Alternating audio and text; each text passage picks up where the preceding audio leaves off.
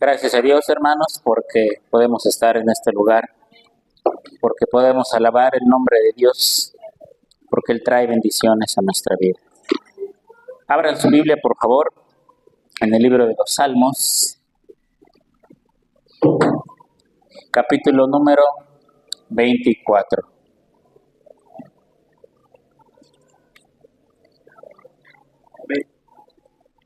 Libro de los Salmos, capítulo número 24.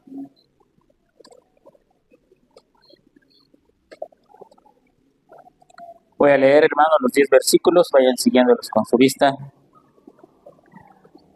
De Jehová es la tierra y su plenitud, el mundo y los que en él habitan, porque él la fundó sobre los mares y la afirmó sobre los ríos. ¿Quién subirá al monte de Jehová? ¿Y quién estará en su lugar santo? El limpio de manos y puro de corazón, el que no ha elevado su alma a cosas vanas ni jurado con engaño. Él recibirá bendición de Jehová y justicia del Dios de salvación. Tal es la generación de los que buscan tu rostro, oh Dios de Jacob. Alzado puertas vuestras cabezas y alzaos vosotras puertas eternas, y entrará el Rey de Gloria. ¿Quién es este Rey de Gloria? Jehová el fuerte y valiente, Jehová el poderoso en batalla. Alzado puertas vuestras cabezas y alzaos vosotras puertas eternas, y entrará el Rey de Gloria. ¿Quién es este Rey de Gloria? Jehová de los ejércitos, Él es el Rey de la Gloria. Oremos. Bendito Padre todopoderoso y eterno, te damos las gracias, Señor, porque esta mañana traes tu palabra a nuestras vidas. Te pedimos, Señor, en el nombre de Jesús, que podamos meditar en ella, podamos leerla, que tú hables a nuestra vida a través de tu palabra. Te damos gracias, Señor, porque enviaste a tu Hijo y Él, como buen pastor, Señor, entregó su vida en la cruz. Nos cuida, Señor, en estos días, en todo el peregrinar que llevamos en esta vida, y esperamos con ansias el regreso de ese buen pastor. Te alabamos y te glorificamos, eterno Señor, en el nombre de Jesús. Amén. Como ya les había mencionado, hermanos, en los sermones pasados, el Salmo 22, 23 y 24 forman una tercia, una especie de trilogía. Hablan del mismo tema, pero desde diferente punto de vista, ¿no? El Salmo 22 nos habla del buen pastor que entrega su vida, que muere por sus ovejas. Salmo 23 nos habla del buen pastor que cuida a su pueblo, cuida a su rebaño. Y este Salmo 24, hermanos, habla del buen pastor, pero que un día va a regresar por su pueblo. El buen pastor que un día va a regresar por su rebaño. Entonces, en el Salmo 23 meditamos sobre eso, cómo es que el Señor muere en la cruz del Calvario. En el Salmo 23 meditamos que nadie nos cuida como nuestro buen pastor. Y ahora en el Salmo 24, hermanos, vamos a meditar y a reflexionar que un día ese buen pastor que murió por nosotros, ese buen pastor que nos cuida cada día de nuestra vida, pues un día va a regresar, ¿no? Hay algunos escritores que dicen que este Salmo 24, David lo escribió cuando trasladó el arca de la casa de Obed-Edom hacia el lugar donde estaba destinada. Si han leído en el Antiguo Testamento, primero trató de llevar el arca en un carro jalado por animales y ese plan fracasó. Alguien murió por tratar de detener el arca, ¿no? David tuvo temor y dijo, no, mejor que se quede en la casa de este hombre. Allí estuvo un tiempo y dice la Biblia que Dios bendijo la casa de Obed-Edom porque el arca estaba ahí. Después la trasladaron a su lugar final, pero ahora sí, como tenía que ser llevada por levitas, de la manera que tenía que ser transportada. Cuando eso ocurre, dicen que este Salmo 24, David lo escribe, ¿no? Si habláramos musicalmente, si habláramos en términos de música, podríamos decir que las notas dolorosas del Salmo 22 fueron reemplazadas por las notas suaves del Salmo 23, y estas fueron reemplazadas por las notas majestuosas y gloriosas, hermanos, que encontramos en el Salmo 24. Vamos a releer el primer versículo. Una vez más, dice de esta manera: de Jehová es la tierra y su plenitud. Lo primero que David nos dice, hermanos, es que a Dios le pertenece la tierra. En su plenitud le pertenece a Dios. Y no solo la tierra, dice el mundo y todos los que en él habitan. Toda la humanidad, hermanos, le pertenece a Dios. Crean o no crean en Dios, todo le pertenece a Dios. Y como dice su palabra también en otra parte, Él hace su voluntad sobre todos los habitantes de la tierra. Nadie se escapa a su designio, nadie se escapa a su voluntad. Dios siempre va a ejecutar sus planes tal y como Él los planeó. Ningún hombre, ninguna institución, ninguna nación, ningún gobierno puede, hermanos, detener los planes de Dios. Lo único que hace la humanidad es ajustarse a ese plan de Dios que definitivamente va a ser de una o de otra manera. Por eso David inicia diciendo, ese buen pastor, ese Dios en el cual creemos nosotros, de Él es la tierra y de su plenitud. Hermanos, la tierra no es de los seres humanos. Aunque la usamos, aunque la malgastamos y aunque abusamos de ella, la tierra le pertenece a Dios Todopoderoso. Y no solo la tierra, no solo la naturaleza, sino todos los habitantes de este mundo, hermanos, le pertenecen a nuestro Dios. Amén. Ahora, no solo a Dios, si estamos hablando de Cristo, que es nuestro buen pastor, pues la Biblia debe darnos evidencia de que la tierra no solo es de Jehová, sino que la tierra, hermanos, también le pertenece a Dios. Voy a leerles algunos versículos, si quieren buscarlos, si no, anótenlos. El primero es Juan 16:15. Juan 16:15 dice de esta manera: todo lo que tiene el Padre es mío, por eso dije que tomará de lo mío y os lo hará saber. Estas son palabras del Señor Jesucristo. Todo lo que tiene el Padre, dice, es mío. Si de Jehová es la tierra y su plenitud, entonces, hermanos, de Cristo, el Hijo de Dios, nuestro buen pastor, también es la tierra y su plenitud. Ahora, si leemos Hebreos capítulo 1, versículo 2.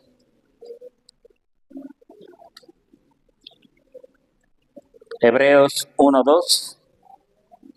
Dice el escritor, en estos postreros días nos ha hablado por el Hijo, a quien constituyó heredero de todo, y por quien asimismo hizo el universo. Dice el escritor de Hebreos, el Hijo de Dios, Cristo, nuestro buen pastor, es el heredero de Dios. Entonces, la tierra, dice el Salmo 24, es de Jehová.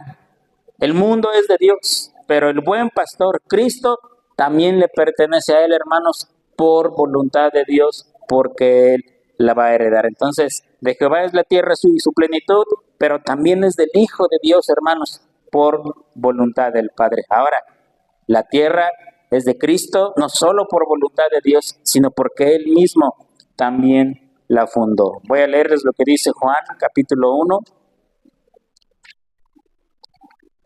La tierra no solo es del Hijo de Dios por herencia del Padre, sino porque Él mismo la fundó. Juan capítulo 1, versículo número 3. Todas las cosas por Él, aquí está hablando de Cristo, está hablando del Hijo de Dios. Todas las cosas por Él fueron hechas y sin Él nada de lo que ha sido hecho fue hecho. Entonces, la tierra es de Jehová, la tierra es de Cristo, la tierra es de nuestro buen pastor, no solo por herencia de Dios, sino porque Él mismo la fundó. Ahora, la tierra también es de Cristo, hermanos, porque no solo es herencia del Padre, no solo Él la fundó, sino porque Cristo, hermanos, la sustenta hasta el día de hoy, la mantiene funcionando. Hebreos 1:3 dice de esta manera. Hebreos 1:3, el cual está hablando de Cristo, siendo el resplandor de su gloria y la imagen misma de su sustancia, y quien sustenta todas las cosas con la palabra de su poder, habiendo efectuado la purificación de nuestros pecados por medio de sí mismo, se sentó a la diestra de la majestad en las alturas. ¿Se da cuenta, hermanos? Cristo sostiene todo, Él mantiene todo funcionando. Entonces, la tierra es de Dios, la tierra es de Cristo por voluntad del Padre, la tierra es de Cristo porque Él la fundó, y la tierra es de Cristo, hermanos, porque Él la sustenta con su divino poder. Pero Pablo nos da otra razón más todavía. Romanos capítulo 11, versículo número 36. Por si las cosas no nos quedaban claras, que la tierra es de Cristo también. Romanos 11:36 dice, porque de Él, está hablando de Cristo, por Él y para Él son todas las cosas, a Él sea la gloria por los siglos. Amén. Amén, hermanos. Entonces, Salmo 24 dice el salmista, de Jehová es la tierra y su plenitud, el mundo y los que en él habitan. Pero no solo de Jehová, no solo del Padre, del Hijo, hermanos, también es la tierra y su plenitud. Aunque este salmo no es precisamente cristocéntrico como el 22, por ejemplo, o el 2, aunque este salmo no es precisamente cristocéntrico, pero ya en el primer versículo, hermanos, nos está hablando del buen pastor, ¿verdad? De Dios es la tierra, de Cristo es la tierra, Él la sustentó, Él la fundó, Él la mantiene, y como dice Pablo, de Él son todas las cosas. Vamos al versículo número 2, regresamos a Salmo 24. Dice el versículo número 2, porque Él, Dios, ¿qué fundó? La tierra sobre los mares y la afirmó sobre los ríos. Vean cómo dice el salmista, hermanos, sobre los mares y sobre los ríos, Dios fundó la tierra. Ahora, cuando Dios fundaba la tierra, cuando Dios estaba creando el mundo, hermanos, definitivamente tuvo que ser algo impresionante, algo fuera de nuestro conocimiento. Y cuando Dios habla con Job, Dios le pregunta eso precisamente, cuando yo estaba fundando la tierra, cuando yo estaba poniendo sus cimientos, ¿en dónde te encontrabas tú? Vamos a leerlo, Job capítulo 38.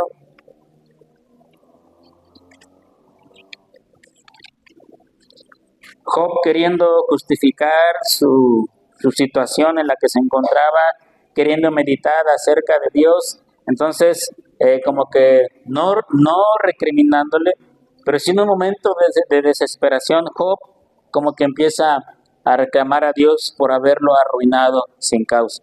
Entonces Dios le pregunta, dentro de todas las cosas que le pregunta, Dios le pregunta esto a Job. Job capítulo 38, versículo 4. ¿Dónde estabas tú cuando yo fundaba la tierra? Házmelo saber si tienes inteligencia. ¿Quién ordenó sus medidas, si lo sabes? ¿O quién extendió sobre ella cordel? ¿Sobre qué están fundadas sus bases? ¿O quién puso su piedra angular? Cuando alababan todas las estrellas del alba y se regocijaban todos los hijos de Dios. ¿Quién encerró con puertas el mar cuando se derramaba, saliéndose de su seno? Cuando puse yo nubes por vestidura suya y por su faja oscuridad, y establecí sobre él mi decreto, le puse puertas y cerrojo, y dije, hasta aquí llegarás y no pasarás adelante, y ahí parará el orgullo de tus olas. ¿Se da cuenta, hermano? Dios le preguntaba a Job, cuando yo fundaba la tierra, cuando yo estaba estableciendo sus medidas, cuando yo ponía la piedra angular que sostiene el mundo, ¿dónde estabas tú? Dime. Luego dice el versículo 7, cuando todas las estrellas del alba y los hijos de Dios, es decir, cuando ejércitos de millones de ángeles alababan a Dios, cuando Él fundaba la tierra, ¿dónde se encontraba el hombre? El hombre ni siquiera existía. Pero hubo alguien que sí estuvo presente cuando Dios fundó la tierra, cuando Dios puso sus cimientos, cuando Dios puso sus bases. ¿Sabe quién es, hermano? Cristo, nuestro buen pastor. Vean lo que dice Proverbios capítulo 3, versículo 19. Hubo alguien, aparte de los ángeles, que sí estuvo presente cuando Dios estaba fundando la tierra. Proverbios capítulo 3, versículo 19. Jehová con sabiduría fundó la tierra, afirmó los cielos con inteligencia. Lo leo una vez más. Jehová con sabiduría fundó la tierra, afirmó los cielos con inteligencia. ¿En dónde se habla ahí de Cristo? ¿En dónde está mencionado ahí Cristo? Bueno, ojalá algún día hagamos una serie de sermones sobre los primeros capítulos de Proverbios. Pero han leído Proverbios donde dice, la sabiduría clama por las calles, alza su voz en las plazas para que alguien la escuche. ¿Han leído esos versículos? Bueno, la sabiduría de la que habla Proverbios en los capítulos primeros se refieren, hermanos, a nuestro Señor Jesucristo. No está hablando de una idea, no está hablando de una mujer, está hablando de nuestro Señor Jesucristo. Eso confirma, si leemos Mateo, los evangelios, esa sabiduría que aparece, esa que clama en las calles, esa que alza su voz en las plazas, esa que dice, mejor es tenerme a mí que el oro fino. Esa sabiduría, hermanos, es nuestro Señor Jesucristo. Y cuando aquí el proverbista dice, con sabiduría Jehová fundó la tierra, afirmó los cielos con inteligencia, hermanos, está hablando de nuestro Señor Jesucristo. Amén. Regresamos al Salmo 24, versículo número 2, y lo leemos una vez más. Porque Él, Dios, la fundó sobre los mares y la afirmó sobre los ríos. ¿Qué quiere decir eso, hermanos? Que Dios fundó la tierra sobre los mares y los ríos. Si ustedes leen el relato de Génesis, a ver si se acuerdan, ¿qué fue creado primero? ¿La tierra o los mares? ¿Qué fue creado primero? La tierra. Cuando me refiero a la tierra me refiero a lo seco, a la superficie, al terreno. ¿Qué fue creado primero? Los mares. Vean lo que dice Génesis 1:9.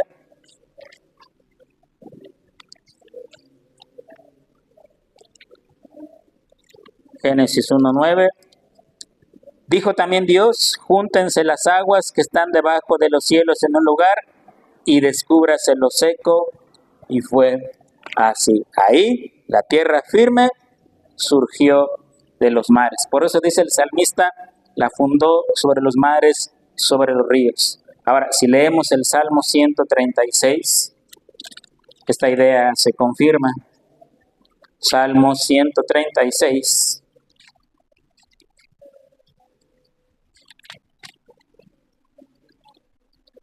Versículo número 6. Dice el salmista, al que extendió la tierra sobre las aguas, porque para siempre es su misericordia. Dios que extendió la tierra sobre las aguas. Entonces, amados hermanos, cuando el salmista dice en el Salmo 24, de Jehová es la tierra y su plenitud, el mundo y los que en él habitan, y él la fundó sobre los mares y la afirmó sobre los ríos. Este es un salmo, como les dije al principio, aunque no es mesiánico precisamente, no está catalogado como mesiánico, es un salmo que en los primeros dos versículos, hermanos, ya nos habla ampliamente del Señor Jesucristo como creador, como fundador, como sustentador de la tierra, como aquel que estuvo con el Padre cuando el Padre fundaba esta tierra. Amén, hermanos. Ahora, vamos a Salmo 24 una vez más. Ahora vamos a ver lo que nos dice el versículo 3. Y aquí el salmista va a hacer una pregunta, bueno, dos, que son una en realidad. ¿Quién subirá al monte de Jehová? ¿Y quién estará en su lugar santo? David pregunta, ¿quién tiene la capacidad de subir al monte de este Dios poderoso, de este Dios fundador de la tierra, de este Dios creador?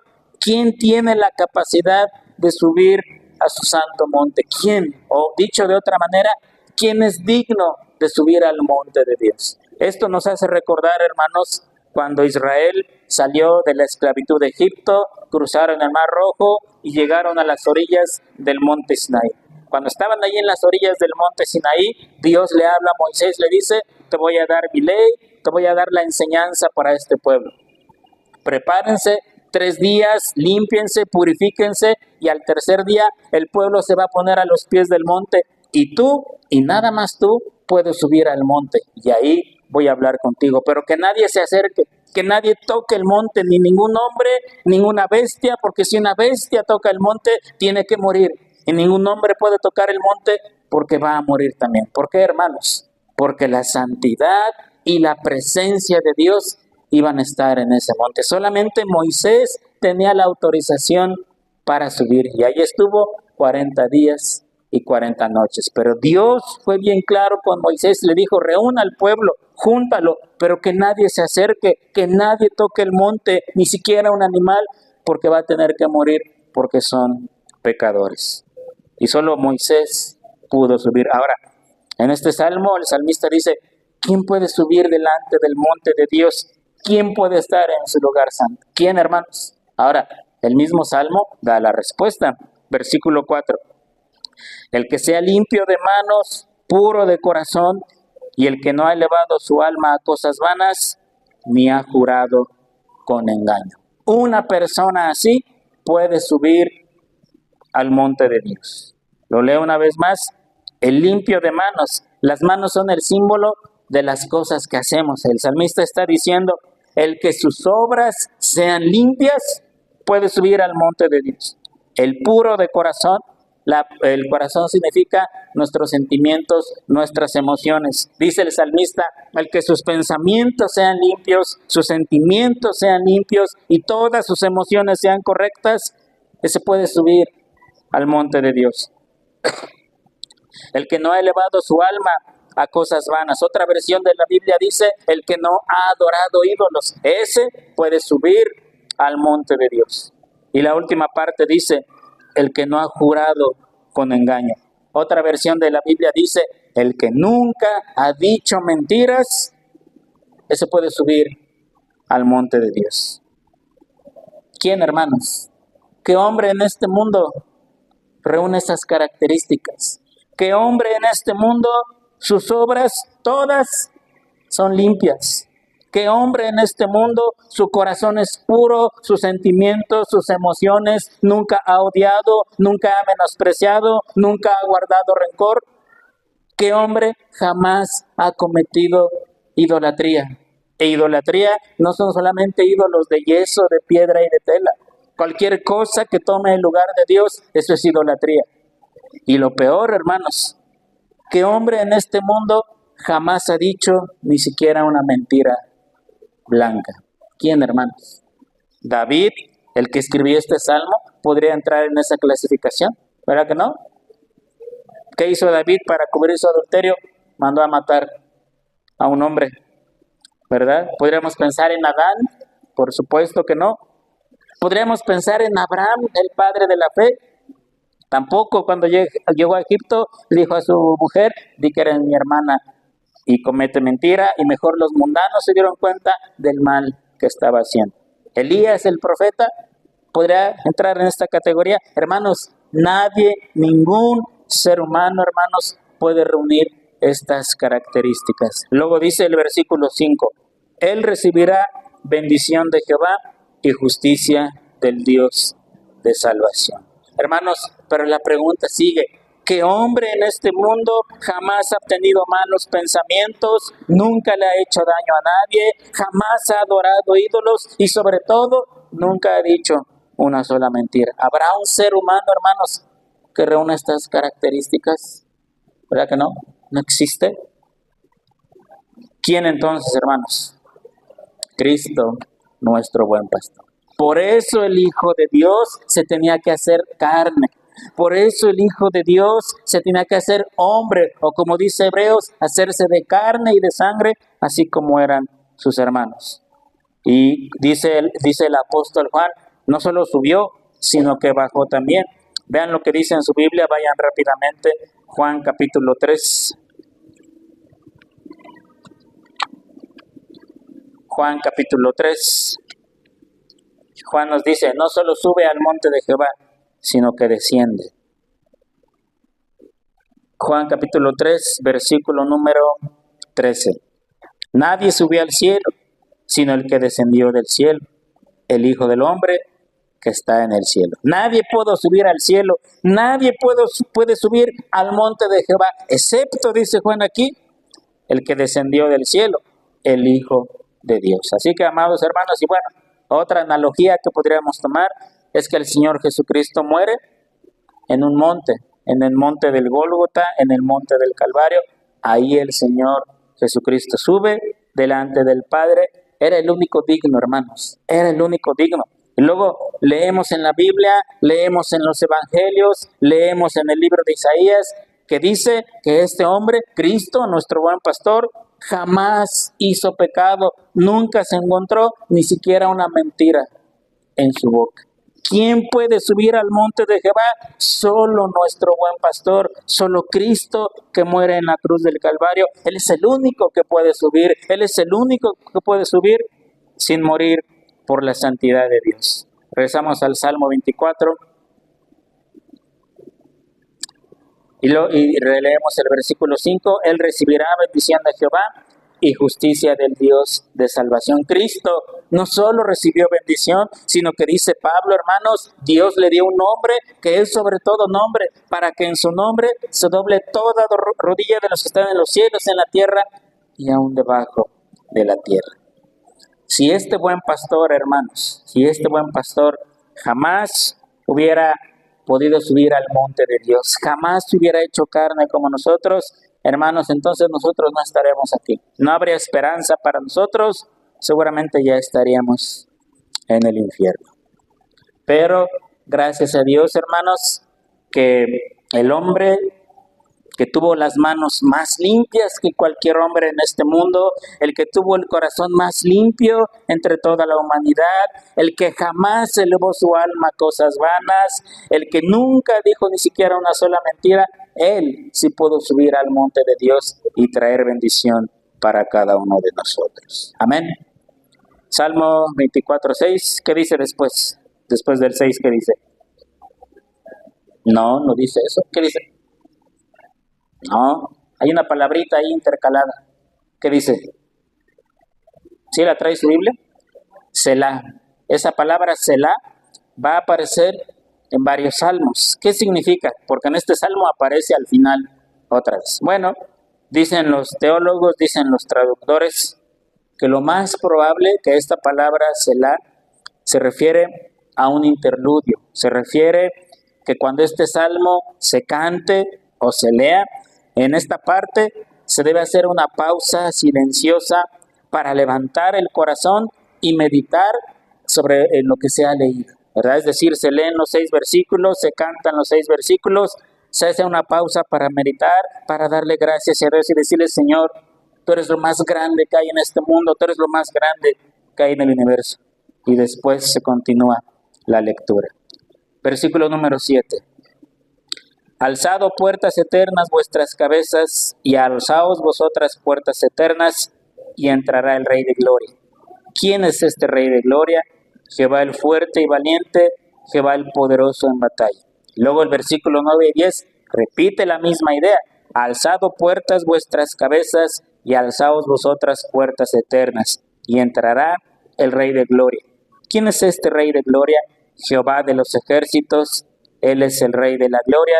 Y otra vez se medita sobre lo que se acaba de leer. ¿Sí queda claro lo que es Selah, hermanos? Es una pausa para meditar en lo que se está leyendo, lo que se ha leído, una meditación silenciosa, hermanos, para alabar a este Dios poderoso. Pero vamos con estos 4 versículos. Se repite la misma idea. Lo que dice el 7 y el 8 es lo mismo que dice el 9 y el 10, con una ligera variación, ¿no? Por ejemplo, el 8 dice, Jehová el fuerte y valiente, Jehová el poderoso en batalla. Y el versículo 10 dice, Jehová de los ejércitos, Él es el Rey de la Gloria. Pero la idea es la misma, ¿no? Alzado puertas eternas vuestras cabezas, y entrará el Rey de Gloria. ¿Quién es este Rey de Gloria? Jehová de los ejércitos. Ahora, ¿qué quiere decir esto, hermanos? Bueno, aquí se está haciendo referencia a que en la antigüedad, en los tiempos bíblicos, muchas ciudades tenían una muralla alrededor de ellas que las protegía, las defendía y servía de muchas cosas. Obviamente, esa muralla debe tener puertas para tener acceso a la ciudad, pero había una puerta principal, una puerta central, que generalmente era la puerta principal, grande, alta, pesada, que para abrirla se requerían varios hombres, ¿no? Cuando el rey que había salido regresaba, sobre todo que había salido a la batalla y regresaba triunfante y regresaba con los cautivos y con el botín y que había triunfado sobre sus enemigos, entonces, hermanos, las puertas se abrían de par en par a todo lo máximo que daba. Y el rey entraba en su cortejo por esa puerta y todo el pueblo lo recibía y todo el pueblo gritaba y todo el pueblo exaltaba la victoria de ese rey. Sí, me explico, hermanos, ¿verdad? Se abría las puertas de par en par y el rey entraba con toda la pompa, con toda la gloria, con toda la majestad que ese rey pudiera tener. Bueno, esta es la idea de este salmo. Alzado puertas vuestras cabezas y alzaos vosotras puertas eternas, y entrará el Rey de Gloria. ¿Quién es el Rey de Gloria? Jehová. Ahora, la pregunta es, hermanos, ¿por qué la idea se repite dos veces? ¿Por qué la idea aparece dos veces? Por la siguiente razón. El Rey de Gloria del que habla aquí es nuestro Señor Jesucristo. El Rey de Gloria que se menciona aquí es nuestro buen pastor, que dio su vida en la cruz del Calvario, como dice el Salmo 22, que nos está cuidando en este momento, como dice el Salmo 23, pero todos los cristianos, en todos los tiempos, hermanos, esperan el regreso de ese Rey de Reyes y Señor de Señores. Todos los cristianos en todos los tiempos han esperado que Cristo regrese una vez más a este mundo. Amén, hermanos, eso lo sabemos todos, ¿verdad? Que un día Cristo va a regresar por su iglesia. Esa idea la tenemos clara. ¿Cuándo?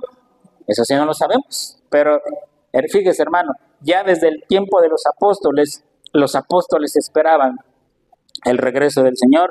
De eso ya ha pasado aproximadamente 2000 años.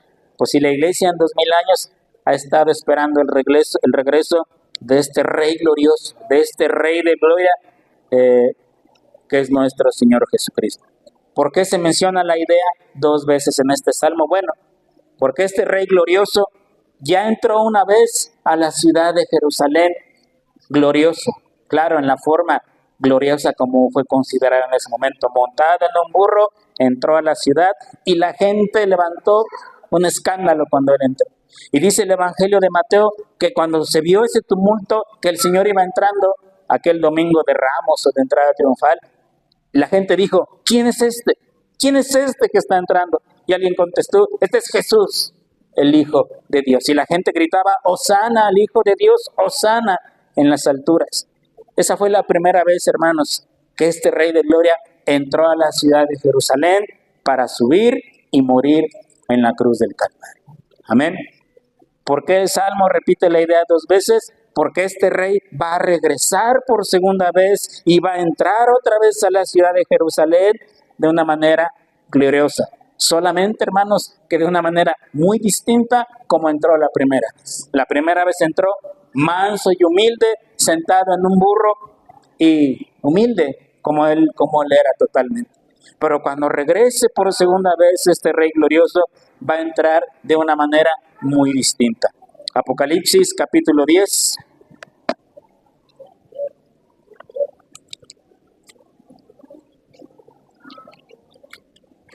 Apocalipsis capítulo 10, versículo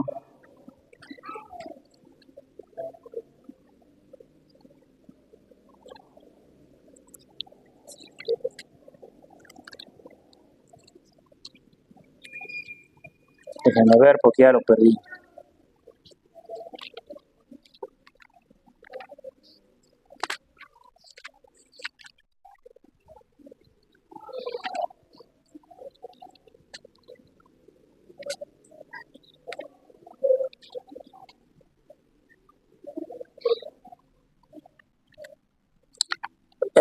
Apocalipsis 19, perdón.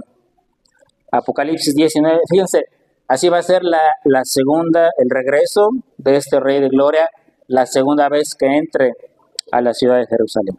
Apocalipsis 19, 11. Entonces vi el cielo abierto, y aquí un caballo blanco, y el que lo montaba se llamaba Fiel y Verdadero, y con justicia juzga y pelea. Sus ojos eran como llamas de fuego, y había en su cabeza muchas diademas, y tenía un nombre escrito que ninguno conocía, sino él mismo. Estaba vestido de una ropa teñida en sangre, y su nombre es el Verbo de Dios. Y los ejércitos celestiales, vestidos de lino finísimo, blanco y limpio, le seguían en caballos blancos.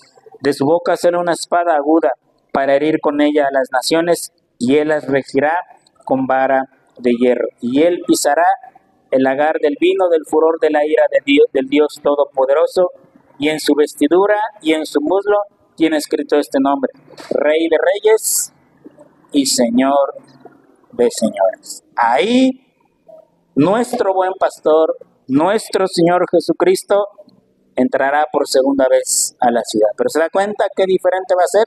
La primera vez montado en un burro, la segunda vez en un caballo blanco. La primera vez la gente lo exaltaba, la gente gritaba, ahora ejércitos celestiales vienen detrás de él. La primera vez manso y humilde, trayendo una palabra de paz. La segunda vez con la espada desenvainada. La primera vez para predicar el evangelio, la segunda vez para ejecutar el juicio y la ira de Dios sobre este mundo. Por eso el Salmo 24 menciona 2 veces la misma idea. Este Rey glorioso ya vino una vez, pero va a regresar de manera muy distinta. Pero de cualquier forma, es el Rey de gloria, es el Rey de reyes y es el Señor de señores. Por eso, hermanos, les decía yo, el Salmo 22 habla del buen pastor dando su vida por su rebaño, el Salmo 23 del buen pastor cuidando a su rebaño, pero el Salmo 24 nos habla del buen pastor que un día va a regresar por su rebaño. Solo que cuando regrese por su rebaño, el mundo será llevado a un juicio cual nunca ha tenido. Amén, hermanos. Y luego aparece la palabra Selah. Meditemos sobre esto. Pensemos sobre esto que hemos leído, en este Rey glorioso, en este Rey poderoso. Amén. ¿Qué podemos concluir de esto? Por ahí de los años 1500, 1600, existió un predicador que se llamó John Boyce, y esto que les voy a compartir es de él. Él decía, este Rey glorioso, este buen pastor, antes de que venga por su pueblo, antes de que regrese por su pueblo, actualmente, ¿dónde vive? Sí, en el cielo, pero también en otro lugar, en el corazón de cada uno de ellos, ¿no? Sí, está sentado a la diestra de Dios, claro. Pero él decía, mientras este pastor regresa, mientras este buen pastor regresa, hay 3 posibles lugares donde pudiera habitar. Uno podría ser la casa de alguien, otro podría ser el corazón de alguien, y otro más podría ser la casa y el corazón de alguien. ¿A qué se refería él? Él decía, puede ser que este buen pastor habite en la casa de alguien, como Simón el fariseo. ¿Se acuerdan quién fue Simón el fariseo? Simón el fariseo, dice el Evangelio, que invitó al Señor Jesucristo a comer a su casa, ¿verdad? Y hizo un gran banquete en honor a él. Mientras el banquete estaba, una mujer llegó, rompió un frasco de perfume y lo derramó sobre los pies del Señor, y todo el tiempo estuvo postrada ante los pies del Señor, besándole los pies y tallándolos con sus cabellos. Los que estaban alrededor se indignaron y dijeron, qué desperdicio, este perfume es carísimo, se pudo haber vendido, etcétera, etcétera. Y otros dijeron, si él supiera la clase de mujer que le está tocando, porque era una ramera, ni siquiera dejaría que lo tocara. Jesús, escuchando todo esto, le dijo a Simón el fariseo, yo entré a tu casa y no me ofreciste agua para lavar mis pies. Entré a tu casa y no me diste un beso de bienvenida. Entré a tu casa y esto. Y esta mujer, desde que entré, no ha cesado de besar mis pies. Simón tuvo a Jesús en su casa, pero no en su corazón. ¿Verdad? ¿Cuánta gente quiere que Jesús esté en su casa para resolver todos sus problemas, para resolver todas las situaciones, pero en su corazón no quieren que esté? Otros, dice este escritor, este pastor, tienen a Jesús en el corazón, pero no en su casa, ¿verdad? Y hay una historia en el Evangelio de Mateo, donde un centurión se le acerca a Jesús y le dice, oye maestro, fíjate que mi siervo está enfermo, ¿podrías tú sanarlo? ¿Qué le contesta el Señor? Vamos, y lo sanaré. Y le dijo, no vayas, por favor, porque yo no soy digno de que tú entres en mi casa, ¿verdad? Claro, el Señor exaltó la fe de aquel hombre y dijo, así como quieres, así te sea hecho. Ese centurión quizá tuvo a Jesús en su corazón por un momento, pero no lo quiso recibir en su casa. Lo ideal es que Jesús esté en la casa y en el corazón. Y hay un caso en los evangelios de 3 hermanos que recibieron a Jesús en su casa y en su corazón. Marta, María y Lázaro. Jesús no solo los visitaba en su casa, Jesús no solo comía con ellos, Él estaba en el corazón de ellos también. Y de los 3 casos que les dije, ¿a quién de los 3 el Señor les prometió vida eterna? A Marta, a María y a Lázaro, ¿verdad? Porque cuando Lázaro muere, Jesús llega, las hermanas salen y Jesús le dice, no te preocupes, no te he dicho que si crees verás la gloria del Hijo de Dios. No te he dicho que si crees tendrás vida eterna. Hermanos, Dios quiere estar en la casa y en el corazón. Él quiere vivir en la casa y en el corazón. Él quiere hacerse cargo de nuestros asuntos cotidianos, pero también dirigir nuestra vida todos los días de nuestra vida. Y cuando digo recibir a Jesús en la casa y en el corazón, no me refiero a la oración mágica que hacen los pentecostales. Eso no es recibir a Jesús. Eso es hacer una oración que piensan que tiene poder para resolver muchas cosas. Cuando digo recibir a Jesús en la casa y en el corazón, me refiero, hermanos, que en mi vida Dios va a mandar, en mis sentimientos Dios manda, en mi corazón, mi voluntad. Es más, mi voluntad no existe, existe la voluntad de Dios. Y en mi casa, en mis asuntos diarios y cotidianos, Dios también está presente. Solo aquellos que tienen a Jesús en la casa y en el corazón pueden esperar con anhelo, con ansia, el regreso de ese buen pastor, que como dice el Salmo 24, es el Rey de gloria, Jehová de los ejércitos, Él es el Rey de la gloria. Y como dijimos al principio, Cristo es ese buen pastor, Cristo es el Rey de gloria. Amén, hermanos. Entonces, el Hijo de Dios, el cristiano, que entiende que su buen pastor entregó su vida por él en la cruz del Calvario, que entiende que su buen pastor lo cuida todos los días de su vida, lo pastorea todos los días de su vida, entiende también y espera con anhelo el regreso de ese buen pastor, que es el Rey de Reyes y el Señor de los señores. Amén. Vamos a orar. Padre eterno y maravilloso, te damos las gracias por haber enviado a tu Hijo. Te damos las gracias por darnos a este buen pastor, como ningún otro en todo el universo.